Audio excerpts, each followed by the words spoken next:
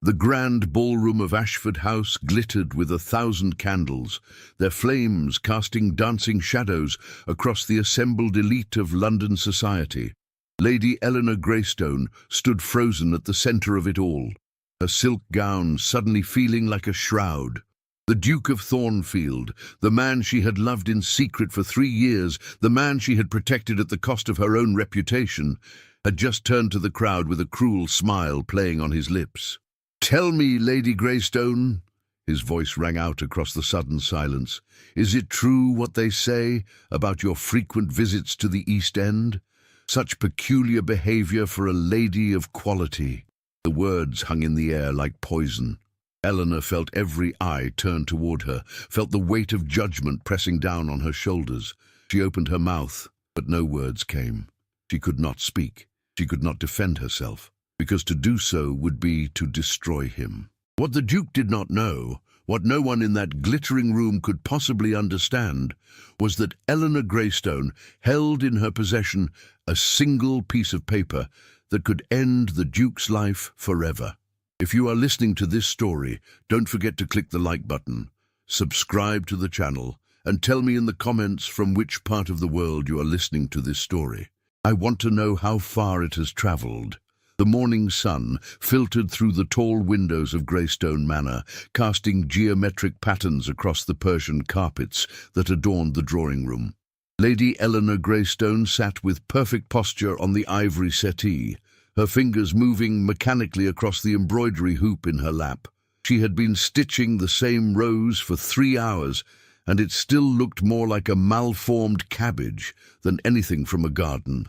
Her mother, Lady Catherine Greystone, paced before the marble fireplace, her morning dress rustling with each agitated step. "The Duke of Thornfield has been most attentive these past months, Eleanor. Most attentive indeed. Lady Ashford tells me he inquired specifically about your interests at the soirée last week." Eleanor's needle paused mid-stitch. The Duke of Thornfield. Even his name sent a familiar flutter through her chest, a sensation she had tried desperately to suppress for the better part of 3 years. Alexander Ellington, the Duke of Thornfield, was everything society deemed perfect. Handsome, wealthy, titled, and possessed of an intelligence that made conversing with him feel like watching fireworks illuminate a dark sky.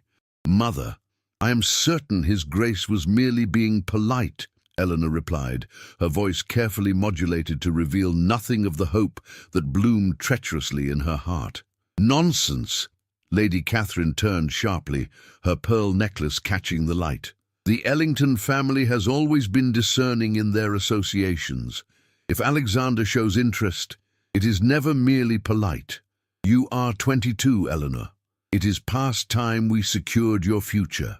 Eleanor set down her embroidery and rose, moving to the window that overlooked the carefully manicured gardens. Beyond the high stone walls lay London, that vast breathing entity of smoke and ambition. Somewhere in its depths, in the narrow streets of the East End, another world existed entirely, a world she had come to know intimately, though she could never speak of it here, in this pristine drawing room where everything was designed to display wealth and propriety. "Has father agreed to receive the Duke, should he call?" Eleanor asked, though she already knew the answer. "Your father would be a fool to refuse such a connection. The Ellington name carries significant influence, Eleanor. Alliance with such a family would secure not only your future, but that of your younger brother as well. Jonathan's commission in the Guards does not come cheaply." There it was, the truth beneath the pearl-studded surface. The Greystone fortune, once considerable, had been diminishing steadily over the past decade. Poor investments, expensive tastes, and a series of unfortunate business ventures had left them in a precarious position. They maintained their townhouse in Mayfair, their country estate in Sussex, their servants and carriages and boxes at the opera. But beneath the veneer, cracks were beginning to show. A marriage to the Duke of Thornfield would solve everything. It would be the social triumph of the season. It would restore their standing, secure their future, and fulfill every expectation that had been placed upon Eleanor since birth. And perhaps, if she allowed herself to dream, it might also bring her happiness. She had first met Alexander Ellington at her debut 3 years prior.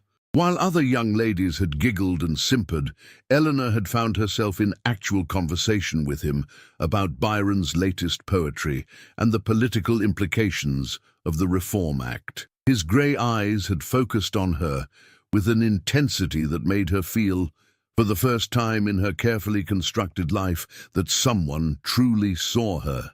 In the years since, they had encountered each other at countless social functions. Each time, he seemed to seek her out, to engage her in discussions that went beyond weather and gossip. He sent her books he thought she might enjoy. He remembered details she had mentioned in passing. And slowly, against all her attempts at self-preservation, Eleanor had fallen thoroughly, completely and hopelessly in love with him.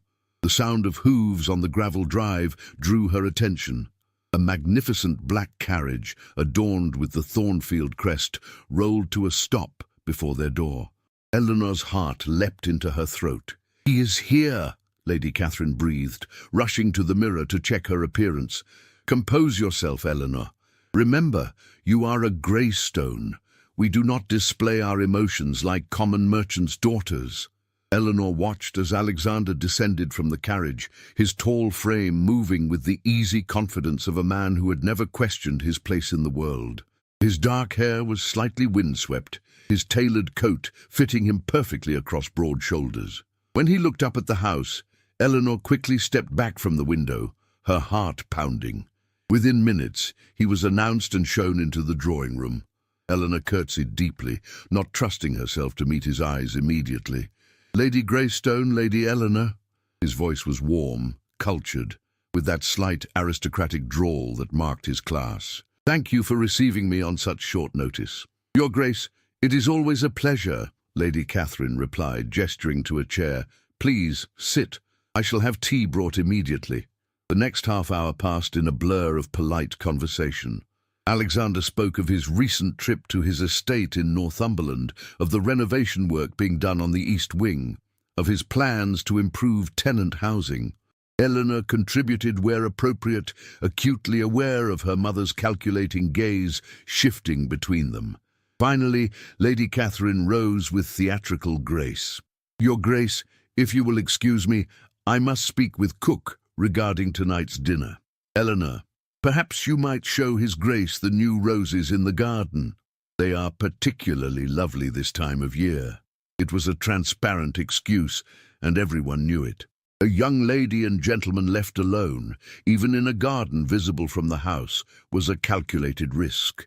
It suggested intimacy, possibility, intention. Eleanor stood, smoothing her morning dress with trembling hands. "If His Grace wishes." "I would be delighted," Alexander said, rising and offering his arm. They walked in silence through the French doors and down the stone steps into the garden. The June air was warm, laden with the scent of roses and honeysuckle. Bees hummed drowsily among the flower beds. It should have been perfect. "Lady Eleanor," Alexander began, his voice lower now, more intimate. "I hope I have not been too presumptuous in calling today." "Not at all, Your Grace. We are always pleased to receive visitors of such distinction." He stopped walking, turning to face her fully. In the bright sunlight, his eyes were the color of storm clouds, intense and searching. "I did not come as a visitor of distinction. I came because I wished to see you." Eleanor's breath caught. This was it. The moment she had dreamed of, hoped for, barely dared to imagine. He was going to declare himself. He was going to ask permission to court her formally. Everything she had wanted was about to become reality. "Your Grace, there is a matter of some importance I must discuss with your father," he continued. "A proposal I wish to make, one that I hope will be agreeable to all parties involved." Eleanor felt as though she were floating. "I'm certain my father would be honored to hear any proposal you might wish to make." Alexander smiled then, a genuine expression that softened his aristocratic features. "You have always been so understanding, Lady Eleanor, so sensible. That is one of the qualities I most admire in you." They walked a bit further, discussing neutral topics, but Eleanor barely heard the words. Her mind was already racing ahead, imagining the wedding, the life they would build together, the partnership of minds and hearts she had always dreamed of. When he finally took his leave an hour later, Eleanor stood at the window of her bedroom, watching his carriage disappear down the street. She pressed her hand to her chest, feeling her heart beat wildly beneath her corset. She did not know, could not possibly have known, that in 3 days' time, everything she believed about Alexander Ellington would shatter like crystal dropped on stone. She did not know that the proposal he intended to make had nothing whatsoever to do with her, and she certainly did not know that the secret she had been keeping, the reason for her mysterious visits to the East End, would soon become the weapon he would use to destroy her in front of all of London society. The Ashford Ball was the social event of the summer season. Every important family in London had received an invitation, and the Ashford mansion blazed with light like a beacon in the June night. Eleanor arrived with her parents and brother, her gown of pale blue silk, chosen specifically because Alexander had once mentioned it was his favorite color. The ballroom was magnificent. Chandeliers dripping with crystals cast rainbow prisms across the polished floor. Banks of white roses and trailing ivy transformed the space into something from a fairy tale. An orchestra played from a raised dais, and already couples were forming sets for the first dance. Eleanor's eyes scanned the crowd, seeking him out. When she finally spotted Alexander across the room, her heart gave that familiar leap. He was in conversation with Lord Ashford and several other gentlemen, looking devastatingly handsome in his black evening clothes, a ruby pin glinting in his cravat. "There he is," her mother whispered urgently. "Eleanor, you must position yourself where he can easily approach you when the dancing begins." But before Eleanor could move, she noticed something that made her pause. Standing very close to Alexander, her gloved hand resting possessively on his arm, was Miss Victoria Greystone, her cousin. Beautiful, vivacious Victoria, with her golden curls and rosebud mouth, daughter of her father's wealthy brother. A cold tendril of unease wound through Eleanor's chest. "What is Victoria doing here?" she asked. "I thought she was still in Bath with Aunt Marguerite." "She returned early, apparently," Lady Catherine replied, her own expression troubled. "I was not aware she would be attending tonight." Eleanor watched as Victoria laughed at something Alexander said, watched as she leaned closer to him, watched as his attention remained focused on her cousin in a way that made Eleanor's stomach turn to ice. "Eleanor, there you are!" Lady Ashford swept toward them in a rustle of emerald silk, her smile bright but her eyes calculating. "You look lovely, my dear. That shade of blue is quite becoming." "Thank you, Lady Ashford. The ball is magnificent." "Indeed it is, and made even more so by the announcement we shall be making shortly." Lady Ashford's eyes glittered with barely suppressed excitement. Such wonderful news. Such a perfect match. Before Eleanor could ask what she meant, the orchestra fell silent. Lord Ashford stepped onto the dais, raising his hands for attention. The assembled guests turned toward him, conversations dying to whispers. "My lords, ladies, and distinguished guests," Lord Ashford's voice boomed across the ballroom, "it is my great honor tonight to make an announcement that brings joy to two of England's finest families. His Grace, the Duke of Thornfield, has asked me to share with you all his happiness." Eleanor felt her mother's hand grip her arm. Across the room, Alexander had moved to stand beside Victoria, who was blushing prettily, her eyes cast down in a show of maidenly modesty.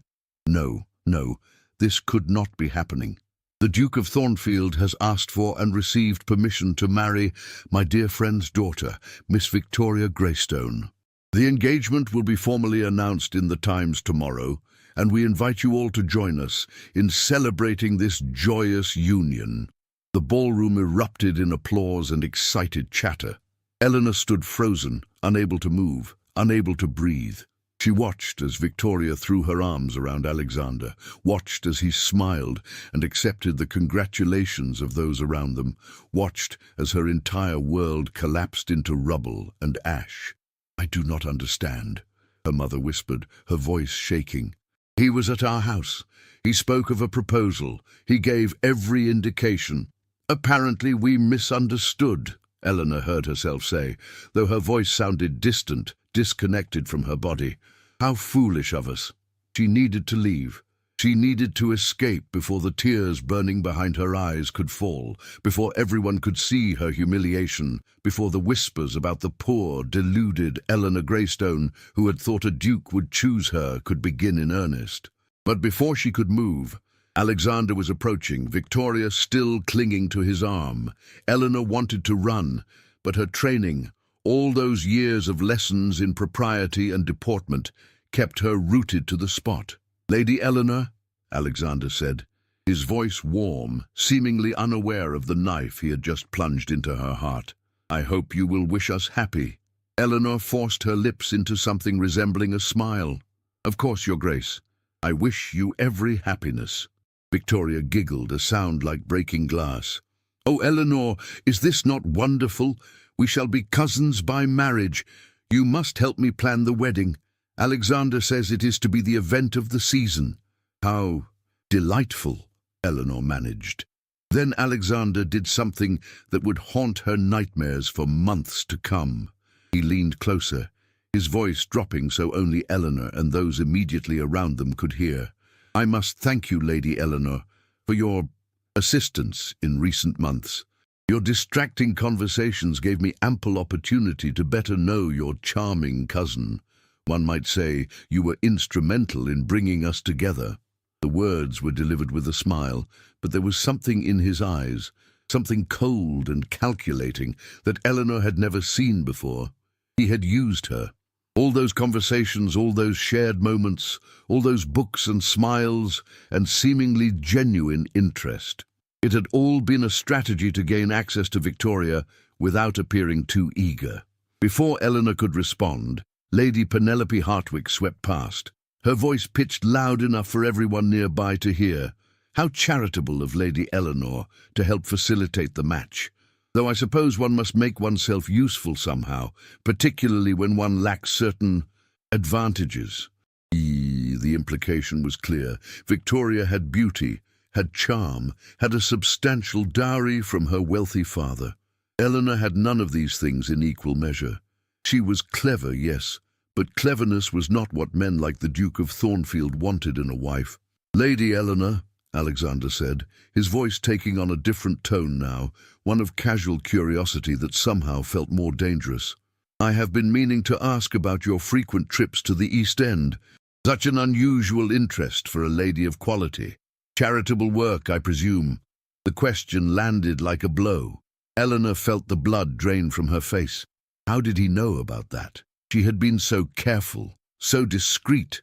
Yes, charitable work," she stammered, hating the weakness in her voice. "How noble," Victoria cooed, "though Mama always says one must be so careful in those areas. The people there can be quite dangerous, can they not, Alexander?" "Indeed," he replied, his eyes never leaving Eleanor's face. "One never knows what sort of complications might arise from associating too closely with the lower classes. Reputations can be so easily damaged." It was a threat, veiled but unmistakable. He was warning her not to speak of something, though Eleanor could not fathom what. She had done nothing wrong, nothing that required his silence or his protection. The evening descended into torture. Eleanor was forced to stand by as guest after guest congratulated the happy couple, as the wedding plans were discussed in enthusiastic detail, as her mother's face grew progressively more pinched and her father's more florid with drink. Her brother Jonathan, bless him, stayed close to her side, offering silent support, but even he could not shield her from the pitying looks and whispered comments. As the night wore on, Alexander seemed to take a perverse pleasure in ensuring Eleanor was always within earshot of his conversations. He spoke loudly about the wedding tour he planned, the renovations he would make to Thornfield Manor for his new Duchess, the children he hoped to have. Each word was another cut, another humiliation.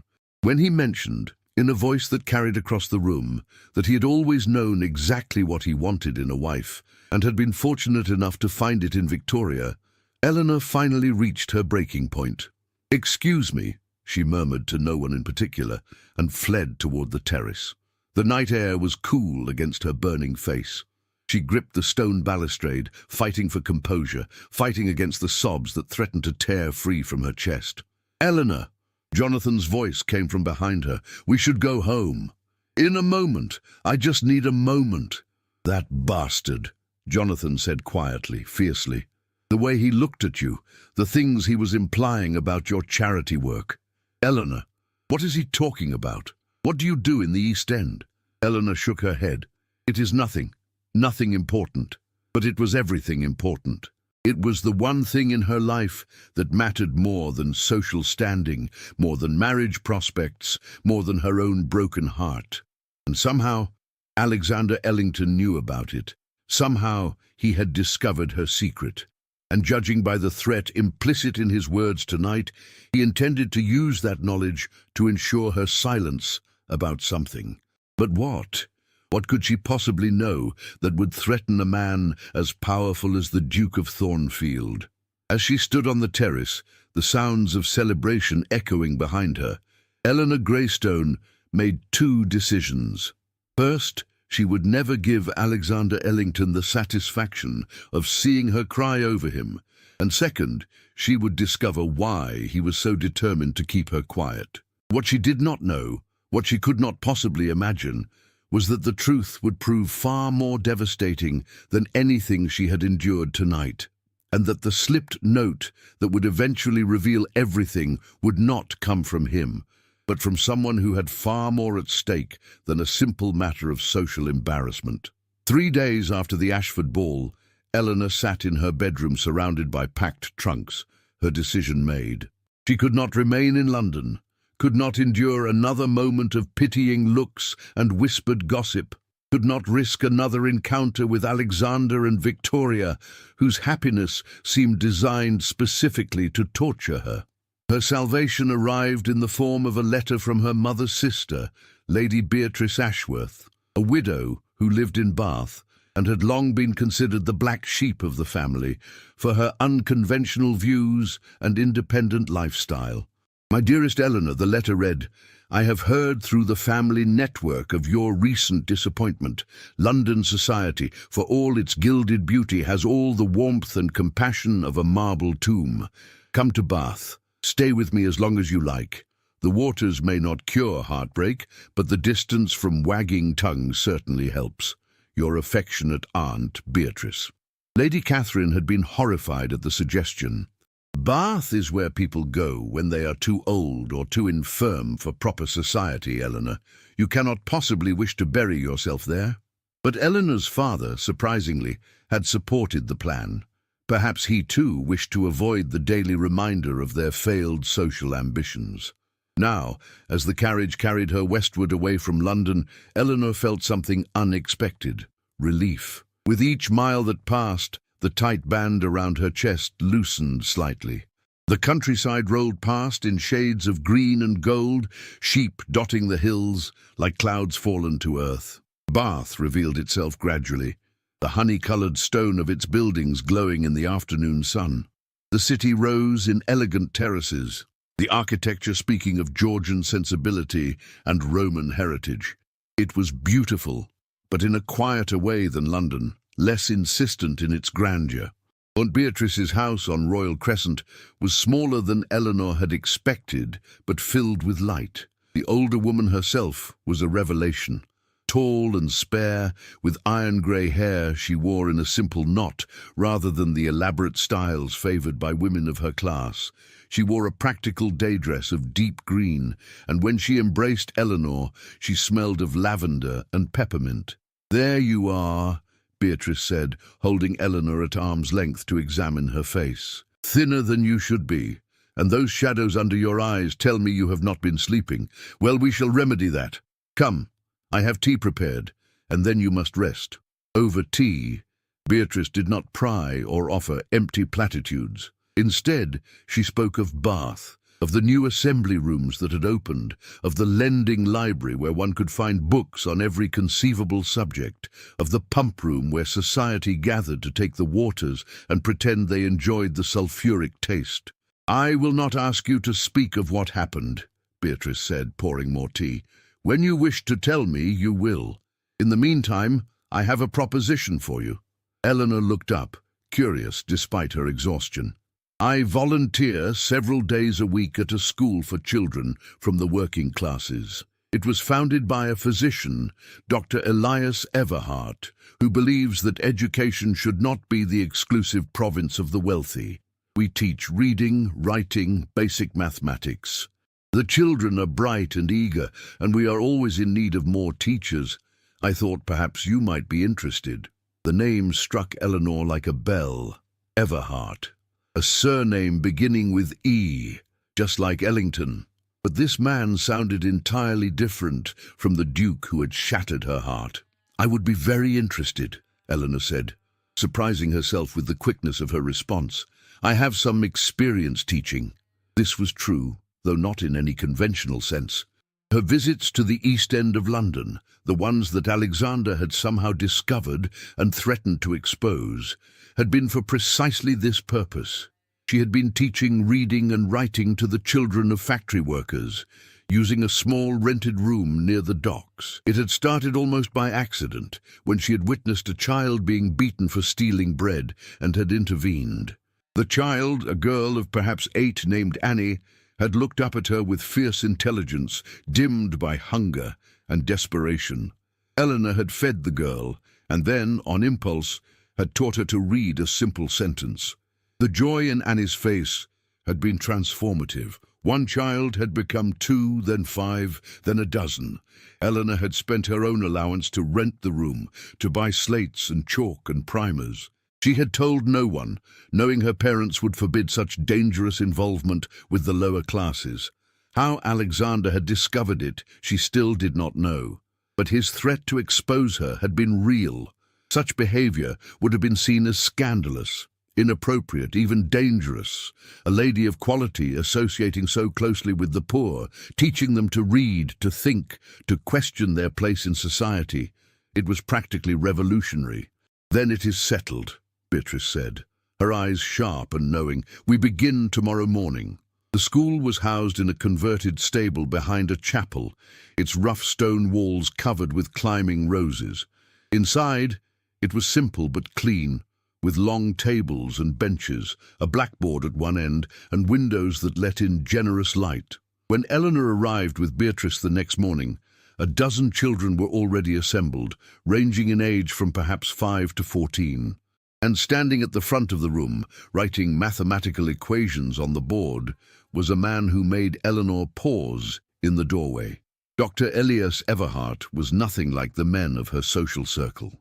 He was tall but lean, with the spare build of someone who forgot to eat when absorbed in work. His dark hair was slightly too long, curling at his collar, and he wore spectacles that gave him an air of perpetual scholarly concentration. His clothes were well made but practical, the coat of a gentleman but without the excessive tailoring that marked aristocratic vanity. When he turned at their entrance, Eleanor saw a face that was striking rather than handsome. Strong features, an intelligent brow, and eyes of a remarkable hazel that seemed to shift between green and gold, depending on the light. "Beatrice," he said, his voice carrying a warmth that suggested genuine friendship. "And this must be your niece, Dr. Everhart.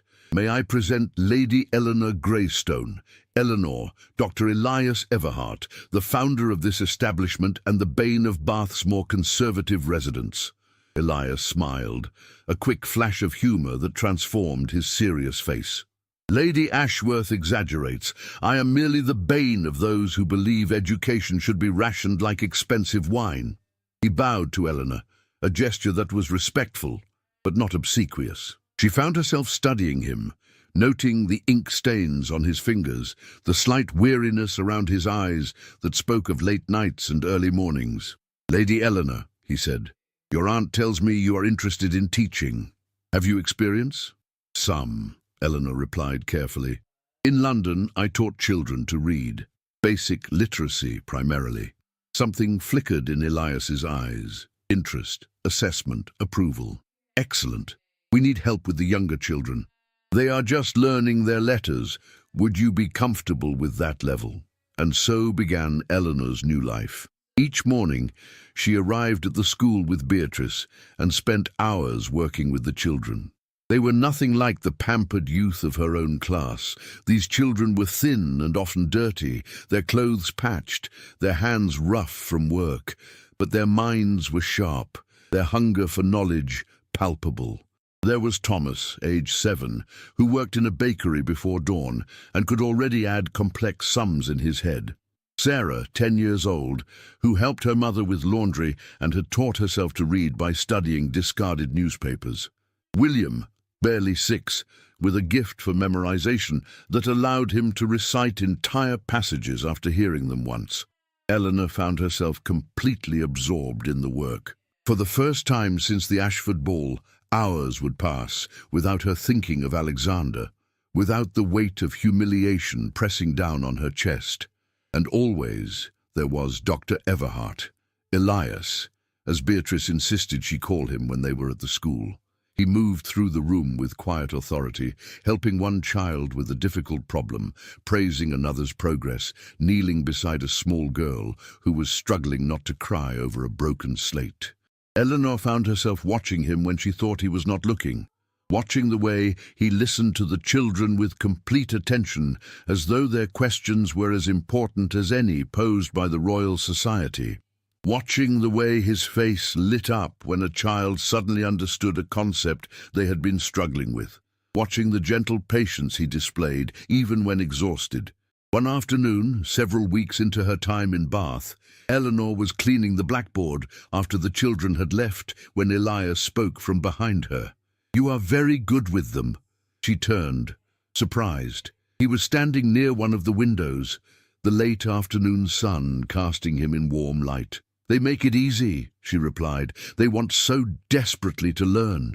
Not everyone sees it that way. Most people of our class view the education of the poor as either unnecessary or dangerous. He paused, studying her. "Your aunt says you taught in London's East End. That is unusual for someone of your station." Eleanor felt her defences rise. "Is there a question in that observation, Dr. Everhart?" "Only curiosity and admiration." He moved closer, his hands clasped behind his back. "It takes courage to defy social expectations in pursuit of what one believes is right. I am curious what led you to that particular belief." No one had ever asked her that before. Not her family, not her acquaintances, certainly not Alexander, who had seen her charity work only as a potential scandal to be suppressed. "I saw a child being beaten for stealing bread," Eleanor said slowly. "She was perhaps 8 years old, and the man hitting her was twice her size. I intervened, and afterward I asked her why she had stolen. She told me she could not read the sign that said the baker gave away day-old bread for free at closing. She had not known. And I thought—" Eleanor paused, feeling the old anger rise in her chest. "I thought, what kind of world creates such injustice? She was being punished for an inability that was not her fault, for ignorance that had been forced upon her by circumstance of birth." Elias was quiet for a long moment, his hazel eyes fixed on her face with an intensity that made her breath catch. "The world creates such injustice through the deliberate hoarding of knowledge by those who benefit from ignorance," he said finally. "You saw that truth at 8 years old. Many never see it at all." "You speak as though you do not come from that hoarding class yourself," Eleanor observed. "Yet you are a physician, educated, clearly of gentle birth." "My father is a baronet," Elias admitted. "But my mother was a teacher before her marriage, and she instilled in me the belief that education is not a luxury, but a fundamental right. When I completed my medical training, I could have established a practice in London, treating the gout and vapours of the aristocracy. Instead, I came here. Why Bath? Because it is a city of paradoxes. Wealth and poverty exist side by side, separated by mere streets.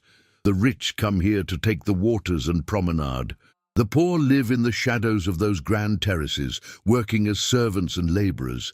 It seemed an appropriate place to try to bridge that divide, however slightly.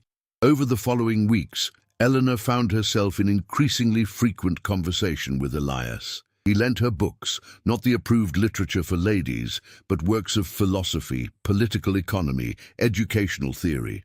They debated ideas during breaks between lessons, continued discussions over tea that Beatrice prepared in the small office at the back of the school. Eleanor discovered that Elias was unlike any man she had ever known. He listened to her opinions without condescension, challenged her ideas without mockery, engaged with her intellect as though it were equal to his own. When she made a good point, he acknowledged it. When she was wrong, he explained why without making her feel foolish. And slowly, almost imperceptibly, something began to shift in Eleanor's chest. The sharp pain of Alexander's betrayal began to dull, replaced by something warmer, more tentative. When she woke in the morning, she found herself looking forward to the day, to the school, to the children, to Elias. One evening, nearly 2 months after her arrival in Bath, Eleanor sat with Beatrice in her aunt's drawing room. Outside, rain pattered against the windows and a fire crackled in the hearth. "You seem different," Beatrice observed, looking up from her needlework. "Lighter, somehow." Eleanor considered this. "I feel different. The work at the school, the children, it gives me purpose. I feel as though I am doing something that matters." "And Dr. Everhart? How do you find him?" Eleanor felt warmth rise in her cheeks. He is dedicated to his work, admirable in his principles." Beatrice laughed, a knowing sound. "Oh, my dear, you are not the first woman to notice that Elias Everhart is more than simply dedicated and admirable. He is also unmarried, intelligent, and while not traditionally handsome, possesses a certain appeal." "Aunt Beatrice, I am merely observing. And I should perhaps also observe that he looks at you in a way I have not seen him look at anyone else. Elias is not a man given to idle flirtation. If he shows interest, it is genuine." Eleanor's heart began to beat faster. "I am not looking for attachment. I came here to escape such complications." "Of course you did. And yet life has a way of presenting us with unexpected possibilities precisely when we think we have given up on them." Beatrice set down her needlework and looked at Eleanor seriously. "The Duke of Thornfield hurt you badly, but do not let that pain prevent you from recognizing something real when it presents itself. Not all men are like him, Eleanor. Some, like Elias, are worth the risk." That night, lying in bed listening to the rain, Eleanor allowed herself to consider the possibility. Could she care for someone again? Could she risk her heart after it had been so recently shattered? And more importantly, what did Elias feel? Did he see her as merely a fellow teacher, a like-minded soul? Or could there be something more in those careful glances, those extended conversations, those moments when his hand brushed hers as they reached for the same book? She fell asleep with questions swirling through her mind, unaware that in London, Alexander Ellington was growing concerned about her prolonged absence, unaware that he had written to mutual acquaintances, inquiring about her whereabouts, her activities, unaware that her silence and distance were making him nervous, that a man with secrets is most dangerous when he feels threatened. And she had no idea that the note that would change everything, the note that would reveal why she had chosen silence and pain over speaking out against him, was already being penned by desperate hands in a cramped room in London's East End. The invitation arrived on a grey October morning, nearly 4 months after Eleanor's flight to Bath. She recognized the handwriting on the envelope immediately, her mother's elaborate script, each letter formed with the precision of someone trained in the art of elegant correspondence. "Eleanor," the letter began without preamble, "you have hidden in Bath long enough. Your cousin Victoria's wedding is in 1 month. Your absence would be noted and judged harshly. The family expects your attendance. More importantly, I expect your attendance. You are a Greystone. We do not cower in the shadows, nursing wounded pride. Your father has engaged us to stay at our London townhouse for the season. You will join us there 2 weeks before the wedding. This is not a request. Your mother, Catherine." Eleanor set the letter down with shaking hands. Return to London, face Alexander and Victoria, stand witness to the wedding that should have been... No, she stopped that thought firmly.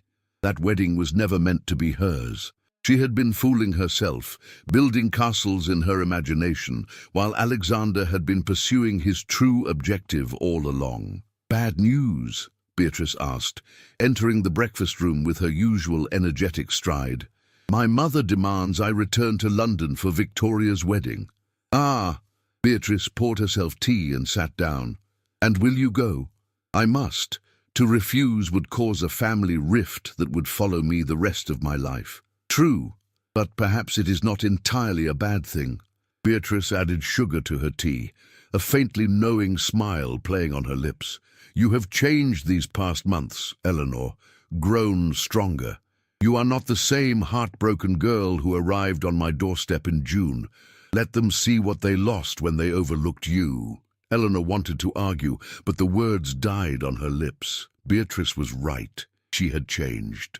The work at the school, the intellectual stimulation of her conversations with Elias, the sense of purpose she had found, all of it had transformed her. She was no longer the docile, hopeful girl who had waited for a duke to bestow meaning on her life. She had found meaning for herself. "There is one more thing," Beatrice continued. "The Philosophical Society is hosting a lecture in London next month. Dr. Everhart has been invited to speak about educational reform. He mentioned he was considering declining, as he dislikes leaving the school. Perhaps you might convince him otherwise. The timing would coincide with your visit." Eleanor felt her heart leap at the suggestion, even as she tried to appear calm. "I will speak with him." She found Elias that afternoon at the school, correcting essays in the small office. He looked up when she entered, and that familiar warmth spread through his hazel eyes. "Eleanor, I thought you were teaching the younger children today." "Beatrice is covering for me. I wanted to discuss something with you."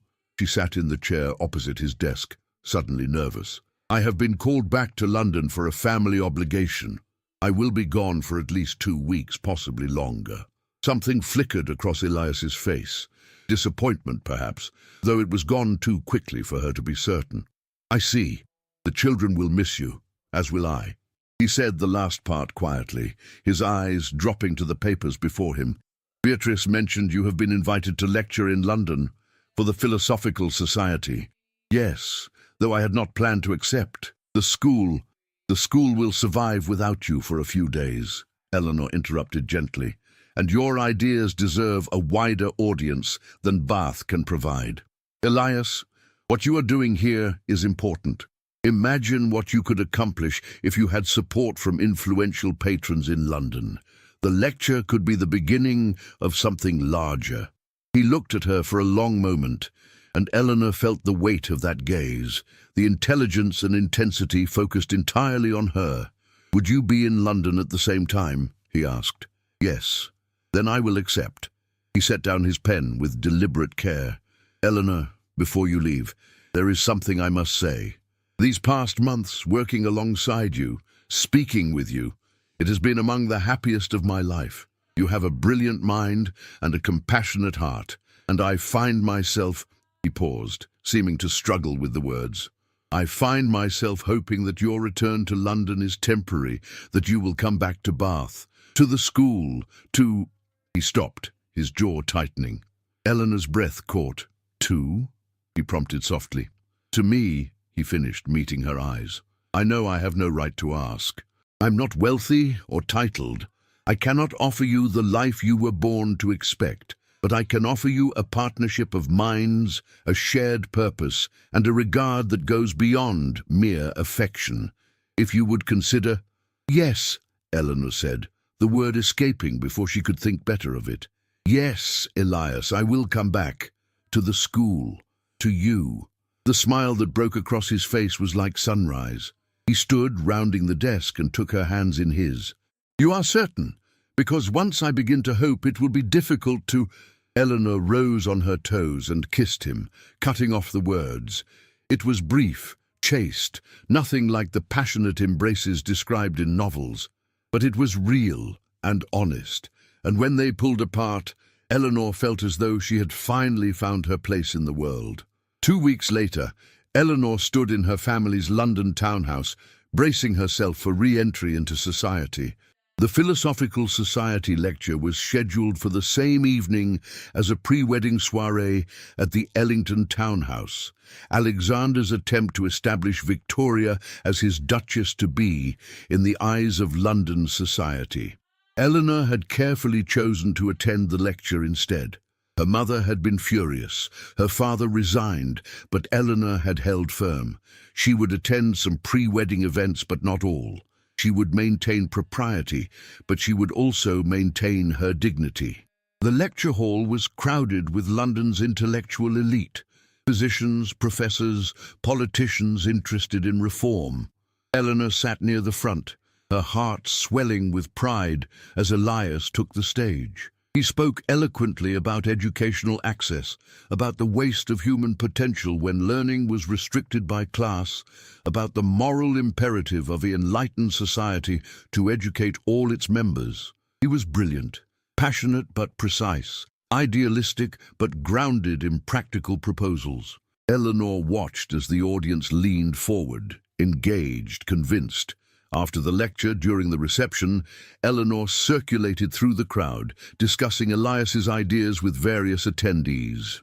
She found herself in conversation with Lord Ashworth, a progressive member of Parliament, when a familiar voice cut through the ambient noise. "Lady Eleanor, what a surprise to find you here rather than celebrating with family." She turned slowly. Alexander stood behind her, impeccably dressed as always, but there was something in his eyes she had not seen before, uncertainty, perhaps even nervousness. "Your Grace," she said coolly, "I was unaware you had an interest in educational philosophy. My interests are varied, though I confess I am more surprised by yours." His gaze flicked to Elias, who was speaking with a group across the room. The lecturer appears quite passionate in his beliefs. "Dr. Everhart is a man of principle and conviction, qualities I have come to value highly." Alexander's jaw tightened. "I had heard rumors you were in Bath, rumors about your activities there. Teaching children again, I understand. Really, Eleanor, when will you learn that such behavior is unsuitable for someone of your station?" Eleanor felt anger flare hot in her chest, but she kept her voice level. "I was not aware my activities required your approval, Your Grace, particularly now that you have chosen another woman to honor with your attentions. You misunderstand. I am not criticizing out of personal interest, but out of concern for your reputation, your family's reputation. Surely you see how your association with radical reformers like Everhart could be damaging." "What I see," Eleanor said quietly, "is that you persist in believing you have some authority over my choices. You do not. You gave up any claim to my consideration when you used me as a distraction while pursuing my cousin." Alexander's face darkened. "Be careful, Eleanor. You are not in a position to make accusations." "Am I not? Because it seems to me that you are the one who should be careful, Your Grace. Whatever secret you fear I possess, whatever reason you had for threatening me about my charitable work, I assure you, my silence has nothing to do with your intimidation and everything to do with principles you would not understand." She turned to leave, but his hand shot out, gripping her arm. It was not painful, but it was possessive, controlling. "Release me," she said, her voice carrying enough authority that several nearby guests turned to look. "Eleanor, you do not understand the forces at play here. If you would simply—" "Is there a problem, Lady Eleanor?" Elias had appeared beside them, his voice mild but his eyes sharp, as he took in Alexander's grip on Eleanor's arm. Alexander released her immediately, stepping back. "Dr. Everhart, I presume. Your lecture was quite enlightening, though I wonder if your theories account for the natural order of society, the hierarchy that has kept England stable for centuries. I believe any order that relies on the ignorance of its populace is neither natural nor stable," Elias replied evenly. "It is merely convenient for those who benefit from the current arrangement." "How radical and dangerous! One wonders what other dangerous ideas you espouse." Alexander's tone had turned silky, threatening. "Lady Eleanor, I trust you will reconsider your associations. For your own sake." Eleanor stepped closer to Elias, a deliberate choice. "My associations are my own concern, as is my future. Now, if you will excuse us, Your Grace, Dr. Everhart and I have much to discuss." She walked away without waiting for Alexander's response, Elias beside her. Her heart was pounding, but she also felt exhilarated. She had faced him and not cowered. She had chosen her own path publicly, regardless of his disapproval. "Thank you," she said quietly to Elias when they reached a quieter corner of the room. "You needed no rescuing," he replied. "But I could not stand by and watch him handle you so." He paused, his expression troubled. "Eleanor, is the Duke dangerous? Should I be concerned?" "I do not know," she admitted. "He has some secret he believes I threaten, though I cannot imagine what. But Elias, I will not let his threats dictate my choices any longer." "Good." He took her hand, a gesture partially hidden by the crowd but unmistakable in its intent. "Because I have a proposal to make, and I would prefer your answer not be influenced by ducal intimidation." Eleanor's heart began to race. "A proposal? After the wedding, when you return to Bath, if you return to Bath, I would like to ask your father's permission to court you formally, with an eye toward marriage, should you be willing." He paused, studying her face. "I know I am not a duke. I cannot offer you grand estates or a title. But I can offer you a life of purpose, a partnership in work that matters, and a love that is based on who you truly are, rather than what society expects you to be." Eleanor felt tears prick her eyes, but these were not tears of sorrow. "Yes," she whispered. "Yes, Elias. 1,000 times yes." They stood there, hands clasped, surrounded by the intellectual elite of London, and Eleanor realized something profound. Alexander's rejection had not been a tragedy. It had been a liberation. It had freed her to find something infinitely more valuable than a duke's coronet. Across the room, unnoticed by either of them, Alexander watched with growing anger and something else, fear. Because Eleanor Greystone was no longer the docile, controllable girl he had known. She had become someone independent, someone with allies, someone who might not remain silent about the secret she unknowingly held, and that made her very dangerous indeed. The week before Victoria's wedding passed in a whirlwind of social obligations Eleanor could not avoid. There were dress fittings, where she stood beside her cousin and smiled at the elaborate gown that would make Victoria a duchess.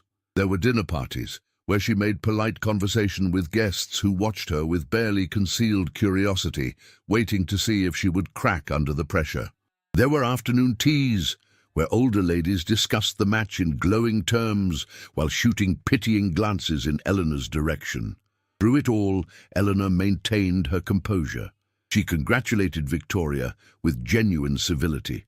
Her cousin's naivety was not a crime, and Eleanor had no desire to punish her for Alexander's machinations. She endured Alexander's presence at various events, noting with satisfaction that he seemed increasingly uncomfortable with her poised indifference. But the strain was taking its toll. Each night, Eleanor returned to her family's townhouse exhausted, not from physical exertion, but from the constant performance of social grace. Her mother monitored her every move, desperate to ensure no scandal emerged. Her father retreated to his club. Her brother Jonathan remained her only ally. "You are handling this with remarkable dignity," Jonathan said one evening, finding Eleanor in the library after yet another dinner party. "I'm not certain I could be so gracious if I were in your position." "What choice do I have?" Eleanor replied wearily. "To rage and weep would only confirm society's view of me as a pitiable creature. This way at least I maintain some dignity." "Still, I wonder—" Jonathan trailed off, his young face troubled. "What?" "The Duke watches you constantly. Not in a romantic way, but rather like someone watching a potential threat." "Eleanor, does he have reason to fear you?" The question hung in the air. Eleanor considered how much to tell her brother. "He discovered I was teaching children in the East End," she said finally, "before I left for Bath. He views this as scandalous, something that could damage my reputation if revealed. He has made it clear he expects my silence on something, though I still do not know what." Jonathan frowned. "That makes no sense. Why would the Duke care about your charitable work?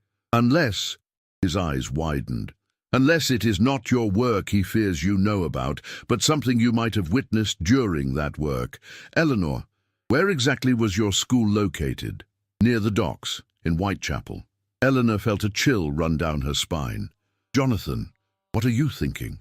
"I am thinking that Whitechapel has certain reputations. It is where men go when they wish to engage in activities they cannot pursue in Mayfair. Gambling dens, opium houses, brothels. If you were there regularly, you might have seen something. Someone." Eleanor's mind raced backward, sifting through months of memories. Her little schoolroom had been on the second floor of a building owned by a kind widow named Mrs. Fletcher. Below had been a tavern, rough but not criminal. Across the narrow street had been various shops and residences. She had paid little attention to the comings and goings of the area, focused entirely on her students. But now, forcing herself to remember, images began to surface. A fine carriage occasionally stopped at the unmarked door 3 buildings down. Gentlemen in clothes too expensive for the neighborhood, their faces often obscured by hats and turned-up collars.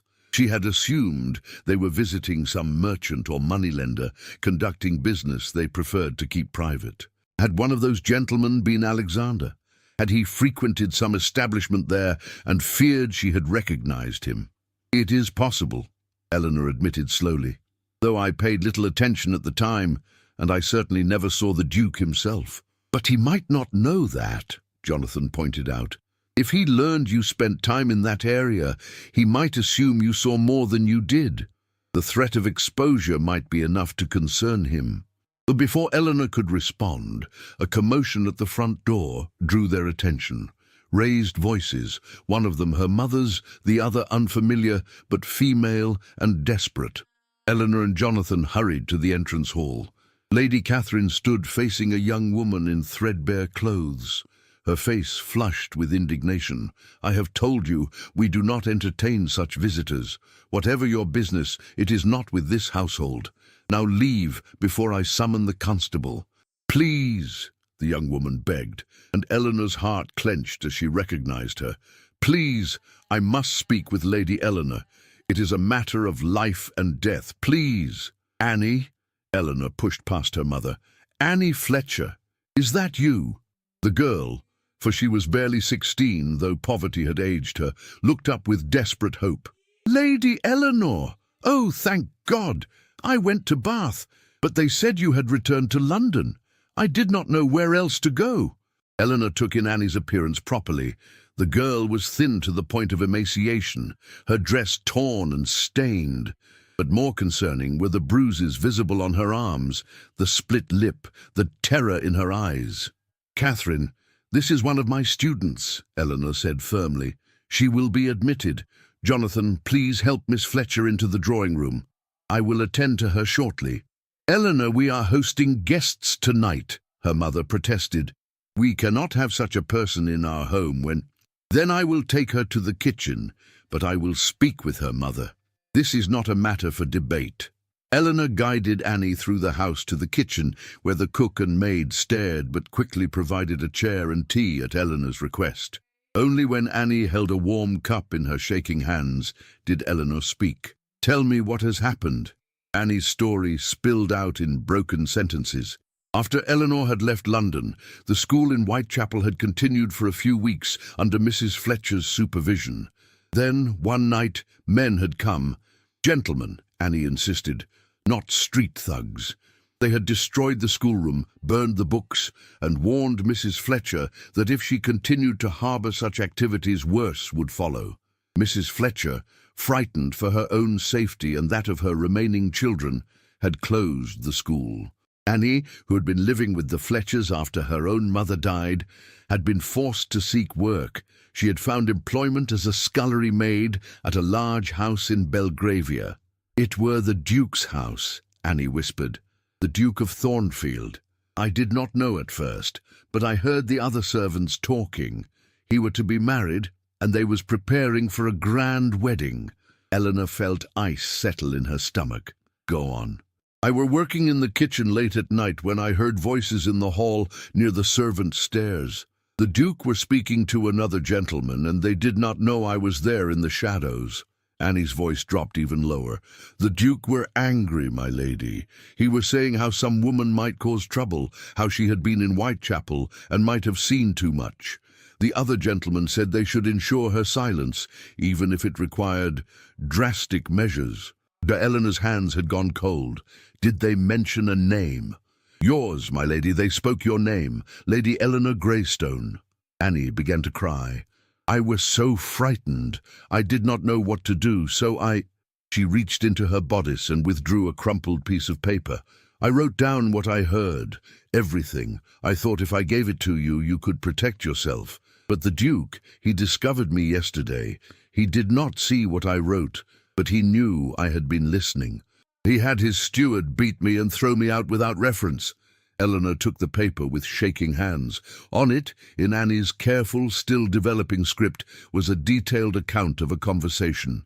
As she read, horror washed over her in waves. Alexander had been gambling, not the genteel gambling of gentlemen's clubs, but the ruinous, desperate gambling of addiction.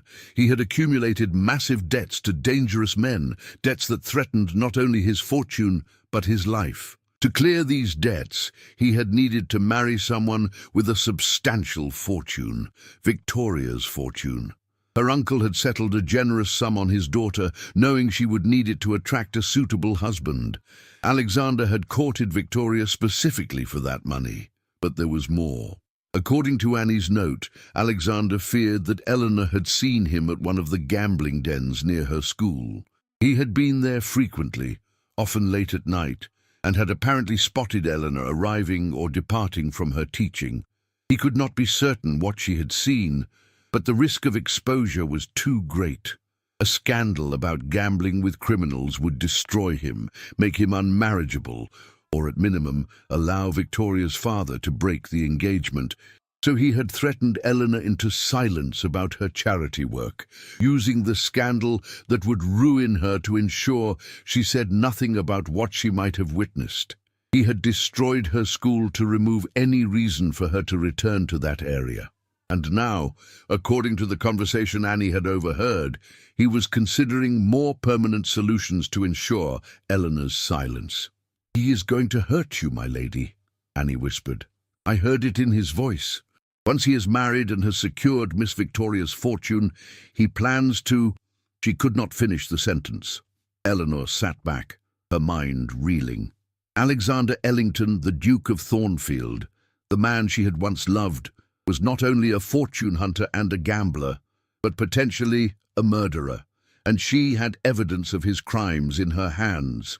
"Annie, you have done an incredibly brave thing," Eleanor said, forcing herself to sound calm. "You have potentially saved my life. But now we must determine what to do with this information. You must go to the authorities," Jonathan said from the doorway. Eleanor jumped. She had not heard him enter. Her brother's face was pale but determined. "Eleanor, if what this girl says is true, the Duke is dangerous. You cannot simply ignore this. If I go to the authorities, it will become a public scandal. Victoria's wedding will be destroyed. Her reputation will be in tatters. The family will suffer." "Victoria's wedding should be destroyed," Jonathan said fiercely. "She is about to marry a monster. Would you have her enter into such a union unknowingly?" Eleanor closed her eyes. He was right, of course. But the thought of being responsible for such public devastation, of being seen as the jealous former hope-seeking revenge, of subjecting her family to the gossip and speculation that would inevitably follow, it was almost unbearable.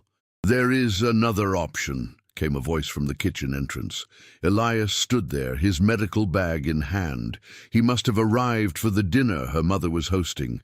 "Forgive the intrusion, but I could not help overhearing. Lady Eleanor, may I see that document?" Eleanor handed it to him. He read it carefully, his expression growing darker with each line. "This is serious. Criminal, certainly, but Mr. Greystone is correct. Involving the authorities will create a scandal that will devastate multiple innocent parties. He looked at Eleanor. However, there is a way to use this information to protect you without public exposure, at least initially. What do you propose? Eleanor asked.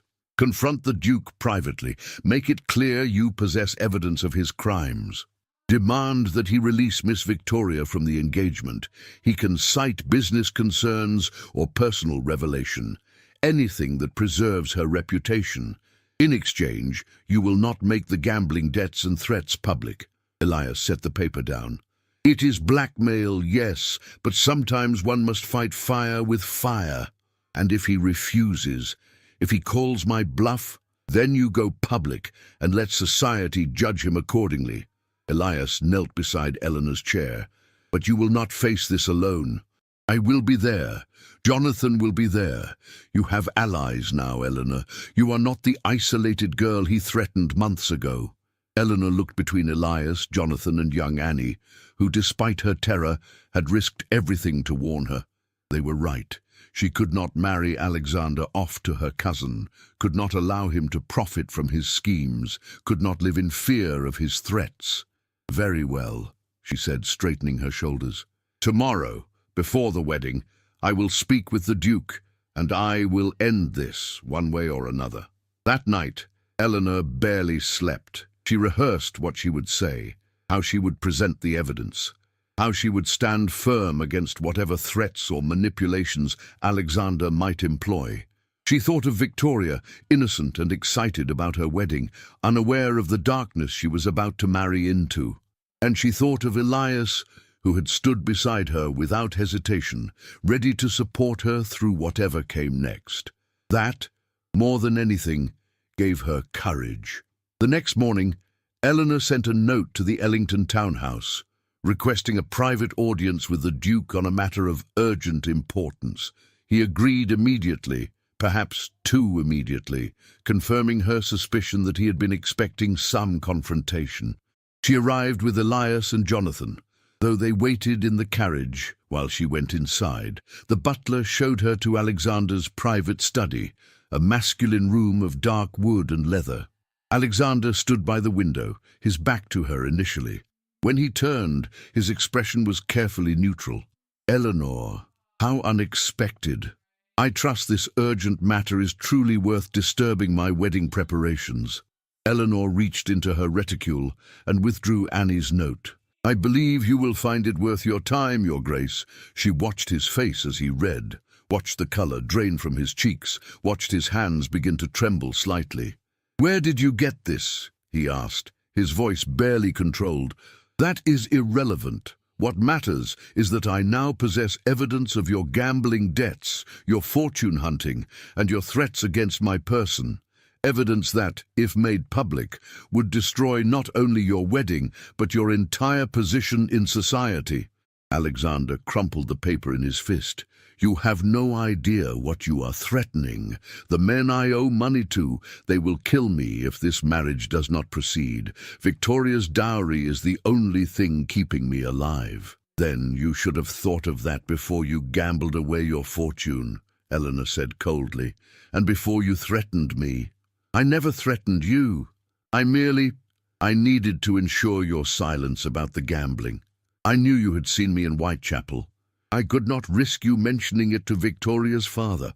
So you destroyed my school, had a young girl beaten, and planned... What exactly? What were those drastic measures you discussed? Alexander's face twisted. I was angry. I said things I did not mean, but Eleanor, you must understand. No, Eleanor cut him off. I understand perfectly.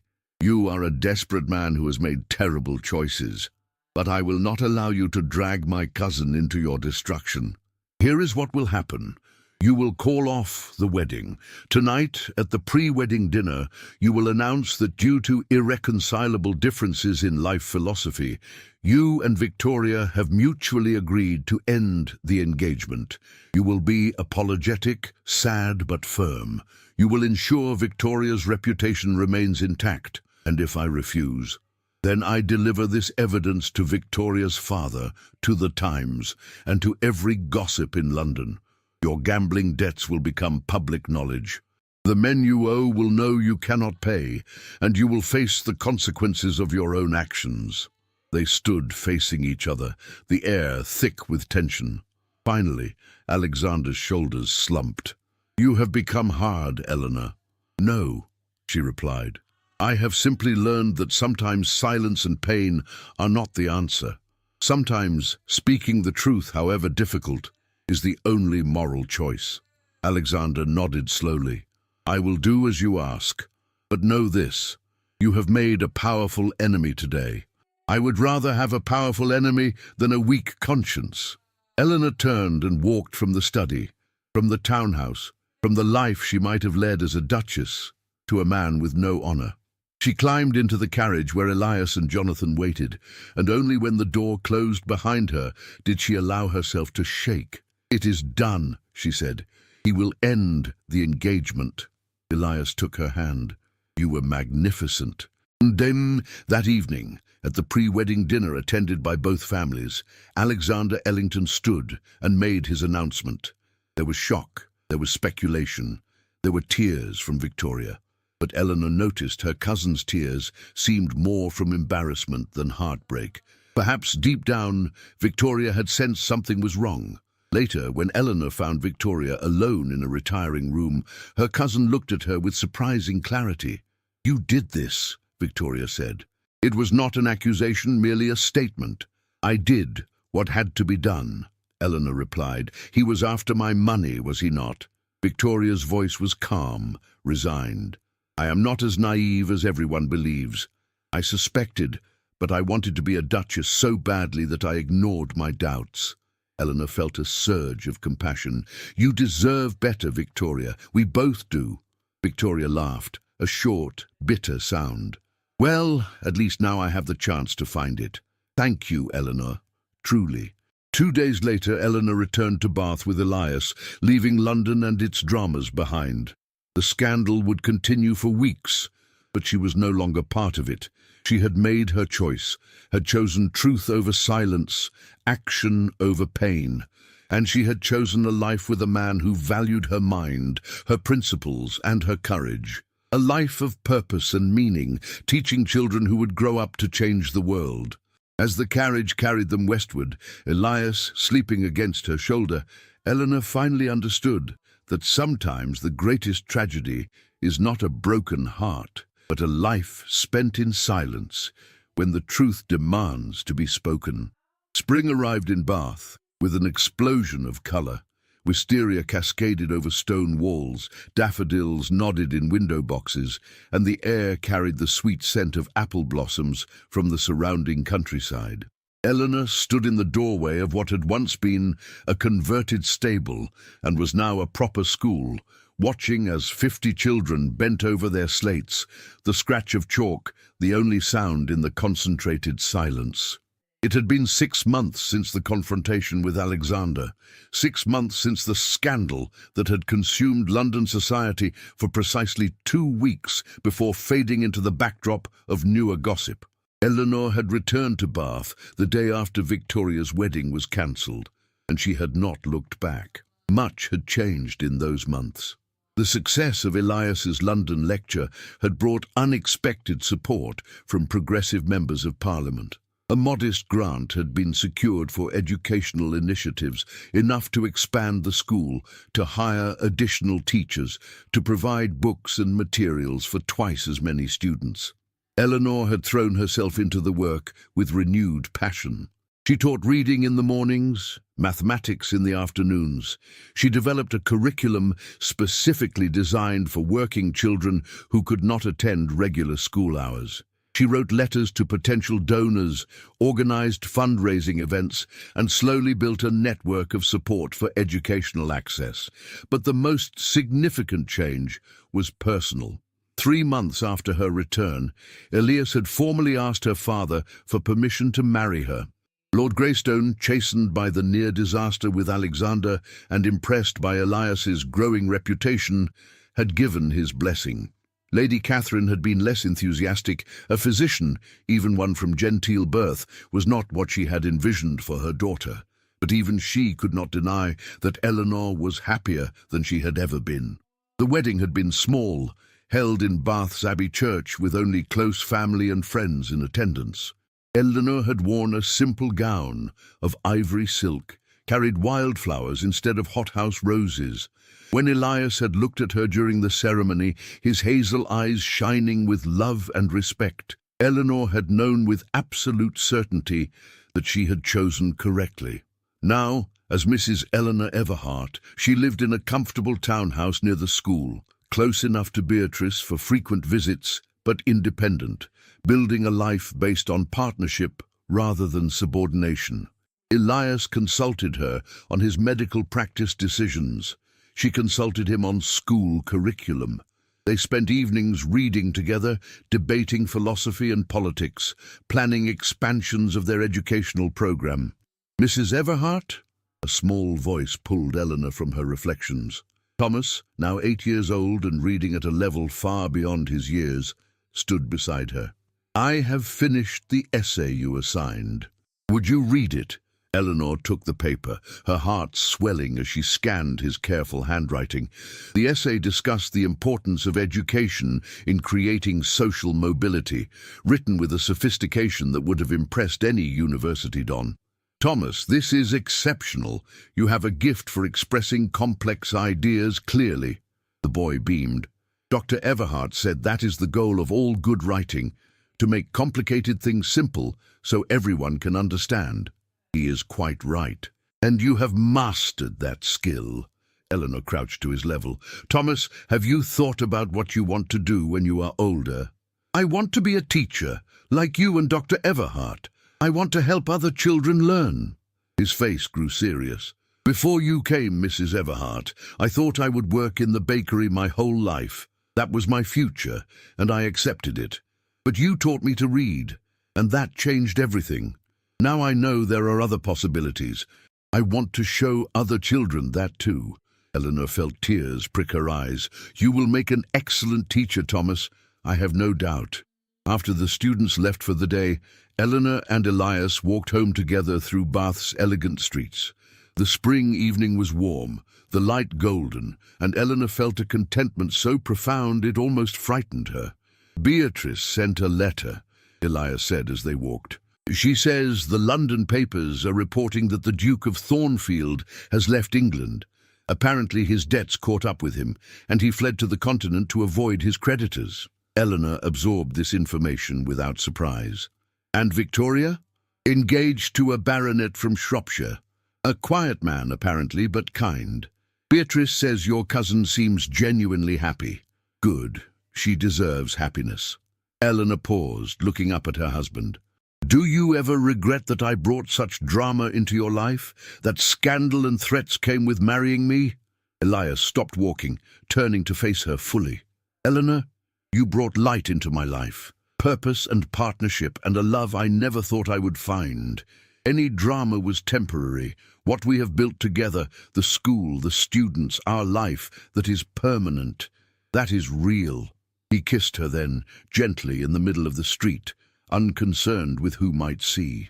Eleanor leaned into his embrace, marveling at how different this felt from her girlish infatuation with Alexander. That had been fantasy, projection, a hope that someone else would give her life meaning.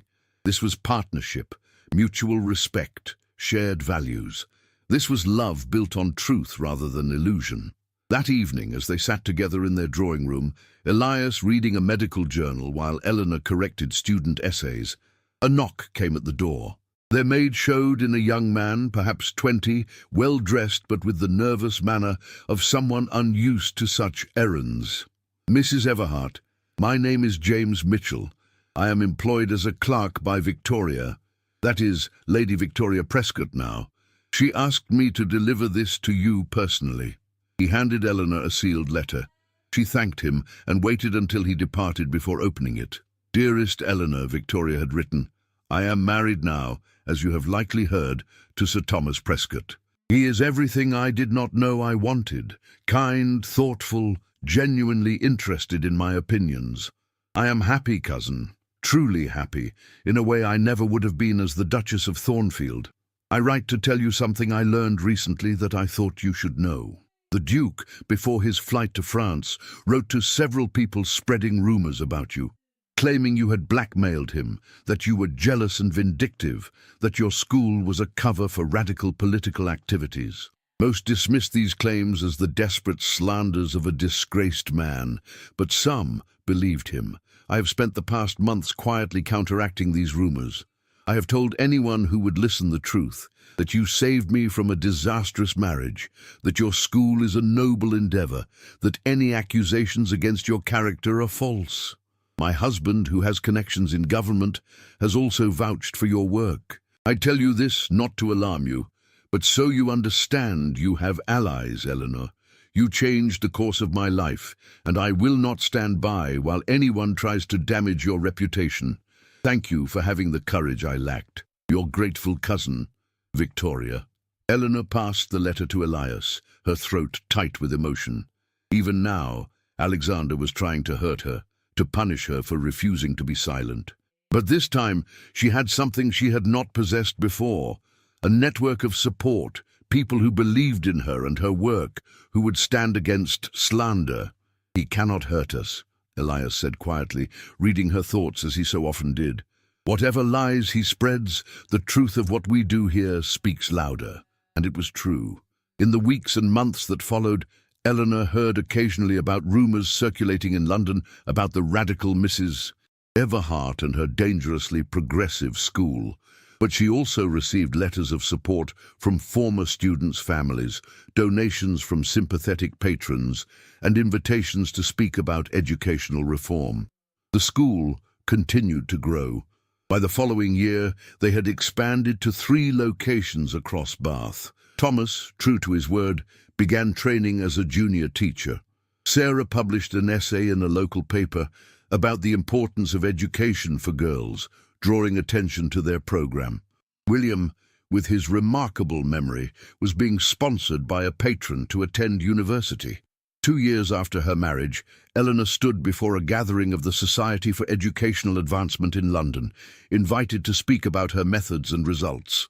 The audience included members of Parliament, educational reformers, wealthy philanthropists. As she spoke about the children she had taught, the lives transformed by access to learning, she felt a sense of purpose more powerful than any duchess's coronet could have provided. In the audience sat Victoria with her husband, Beatrice with her proud smile, and Jonathan, who had joined the reform movement and was now pushing for educational legislation in Parliament. And in the front row, his eyes never leaving her face, sat Elias. After her speech, as she accepted congratulations and fielded questions, Eleanor felt a hand on her arm. She turned to find an older gentleman, distinguished and serious.